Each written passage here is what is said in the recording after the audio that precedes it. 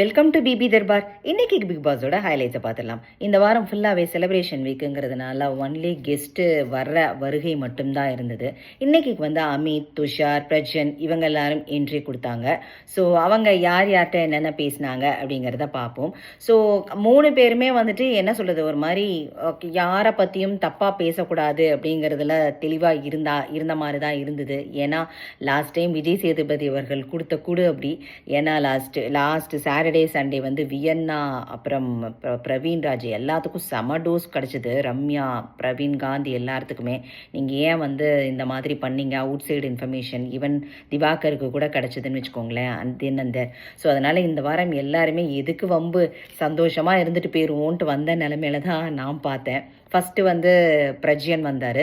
பிரஜன் வந்துட்டு எல்லாத்தையுமே நல்லா பேசினார். ஈவன் திவ்யா கூட எல்லாத்தையும் ஹக் பண்ணி அவர் சந்தோஷமாக தான் பேசிகிட்டு இருந்தார். எக்ஸ்பெஷலி வந்துட்டு விக்ரம், சபரி அவங்களுக்கெல்லாம் வந்து அந்த பார்வதி அந்த ரெட் கார்டு இன்சிடென்ட் போது சாண்ட்ராக் நடந்தது இல்லையா, அதை பற்றி எக்ஸ்பிளைன் பண்ணிட்டு நடிக்கலை, ரொம்ப தேங்க்ஸ்ன்னு சொல்லிட்டு சபரி விக்ரம்கிட்டலாம் சொன்னாங்க.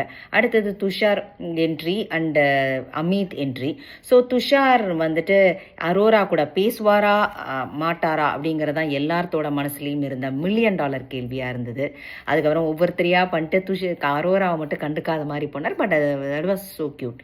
அவங்க 2 பேரும் அதுக்கப்புறம் ஹக் பண்ணிக்கிட்டு அதுக்கப்புறம் ஒரு சின்ன உரையாடலும் இருந்தது. எல்லாரும் கிண்டல்லாம் பண்ணாங்க. உருக்கு சிறுத்தவளை அந்த பாட்டை வச்சு அவங்களே எழுதின பாட்டெல்லாம் பாடி காமிச்சாங்க அவங்க லைன்ஸ் வச்சு.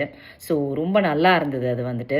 அதுக்கப்புறம் இதுவும் சொன்னாங்க, துஷார் சொன்னார், என்னோட எலிமினேஷனுக்கு காரணம் நீ கிடையாது, அதை நீ முதல்ல புரிஞ்சுக்கோ அப்படின்னு சொன்னாங்க. ஒரு மாதிரி அவங்க 2 பேருக்குள்ள அந்த உரையாடல் வந்து ரொம்ப நல்லாவே இருந்ததுன்னு சொல்லலாம். அடுத்தது வந்து அமித்தும் வந்து நோ நெகட்டிவிட்டி, ஒன்லி பாசிட்டிவிட்டி, எல்லாத்தையும் பாசிட்டிவாக மட்டும்தான் பேசுவேன் அப்படின்ட்டு அவரும் எல்லாமே பேசிட்டு சொல்லியிருந்தார். அப்புறம் விக்ரம் கிட்ட மட்டும் ஒன்று ஷேர் பண்ணிக்கிட்டாரு. மாதிரி சாண்ட்ரா வந்து அந்த வாரம் ரொம்ப டவுனாக இருந்தாங்க. அவங்களுக்கு வந்து ஆனால் நான் வந்து ரொம்ப சப்போர்ட் பண்ணிட்டு தான் இருந்தேன், அதனால் அவங்க கூட. ஆனால் வந்து அவங்க சாண்ட்ரா சொல்லியிருப்பாங்க விக்ரம்கிட்ட, எப்போ பார்த்தாலும் நான் அழுக ஆரம்பிக்கிறதுக்கு முன்னாடியே பீன் பேக்கை தூக்கிட்டு வந்துடுவார் அமித்துன்ட்டு. But that is wrong. அவங்க கூட ஃபுல்லாக அந்த வாரம் ஃபுல்லாக இருந்தது வந்து அமித்து தான்.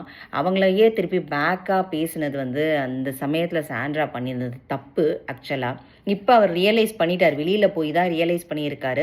ஸோ அதை வந்து விக்ரம்கிட்ட சொன்னார், இனிமேல் நல்ல லெசனு, ஒருத்தர் சேடாக இருக்காங்கன்னு சொல்லிட்டு எல்லாம் வீடே எதிர்த்து நிற்கும்போது நான் அவங்க கூட அவங்களோட ஹியரிங் எய்ட்ஸாக இருந்தேன், ஆனால் வந்து என்னையவே அவங்க வந்து இந்த மாதிரி சொல்லிட்டாங்க அப்படின்னு சொல்லிட்டு ரொம்ப வருத்தப்பட்டார். அதுக்கப்புறம் ஏதோ ஒரு சிட்டு வச்சு எடுத்து அது வந்து ஃபன் டாஸ்க்காக தான் போச்சு.